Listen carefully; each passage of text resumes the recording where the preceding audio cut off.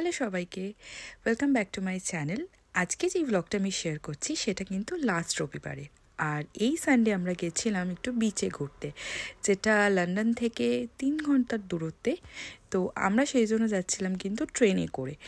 আর যেতে যেতে সাথে কিন্তু আমরা একটুখানি চা নিয়ে নিয়েছিলাম। ব্রেকফাস্ট করেই সকাল সকাল বেরিয়ে পড়েছিলাম, তো একটু সাথে চা বানিয়ে নিয়েছিলাম। আর যেটা আমার জন্যই স্পেশালি বানিয়েছিলাম, রোহান তো অতটা চা খায় না, তো বাট সেদিন আমি ওকেও খাইয়েছিলাম। যাই হোক, তো চা এনজয় করতে করতে আর বাইরে সিনসিনারি দেখতে দেখতে বেশ এগাচ্ছিলাম। ও আর একটা কথা তো বলাই হলো না, সাথে না একটা ক্রোসনও নিয়ে নিয়েছিলাম সেদিন কিন্তু। আর তারপরে এই বাইরের সিনসিনারি দেখতে দেখতে আমরা কিন্তু অলমোস্ট পৌঁছেই গেছি। আর এদিকে নামার আগে রোহানকে দিয়ে জোর করিয়ে আমার সাথে একটু বুমার র্যাঙ্ক আর রিলও করে নিয়েছিলাম। তো এইভাবেই একদম অন টাইম কিন্তু আমরা পৌঁছে গেলাম। আর নামার পরে যথেষ্ট গরম লাগছিল কিন্তু, কারণ লন্ডনে বেশ হাওয়া চলছিল, কিন্তু যেই নামলাম তারপরে এখানে কিন্তু যথেষ্ট গরম লাগছিল। তখন মনে হলো জ্যাকেটটা কেন নিয়ে এসেছি, বাট ঠিক আছে, যখন হাওয়া চলবে তখন আবার পরে নিতে পারবো। তো চলো, এবার সামনেই সমুদ্র দেখা যাচ্ছে। একটা 5-এর এই বাসটা বেরিয়ে যাবে, তারপরে আমাদেরকে আবার 1 ঘন্টা পর। এই যে বেরিয়ে গেছে এই বাসটা, বেরিয়ে গেছে। আমরা এখন কি করব 1 ঘন্টা ধরে? দাঁড়াও 13 মিনিট হেঁটে গিয়ে লুপ বাস ধরতে হবে।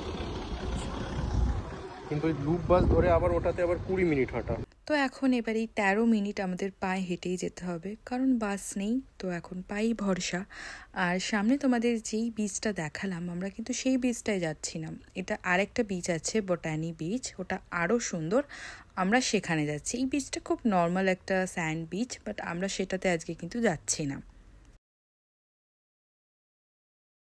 তো এখন যাওয়ার সময় আমরা একটুখানি সাবওয়ে থেকে লাঞ্চ নিয়ে নিচ্ছি, কারণ ওখানে বিচের সামনে সেরকম খুব একটা কিছু নেই, তো সেই জন্য একটু সাবওয়েই ভরসা, তো এটাই বেটার মনে হলো অ্যান্ড একটু হেলদি মনে হলো। তো দ্যাটস ওয়াই আমরা সাবওয়ে থেকে একটু লাঞ্চ প্যাক করিয়ে নিলাম, তো বিচের ধারে গিয়ে আমরা তো আমরা এখন বাসে করে গিয়ে আমাদেরকে এরপরে কিন্তু 20 মিনিট হাঁটতে হবে বিচে যাওয়ার জন্য, কারণ সেখানের পর থেকে কিন্তু আর কোনো বাস নেই।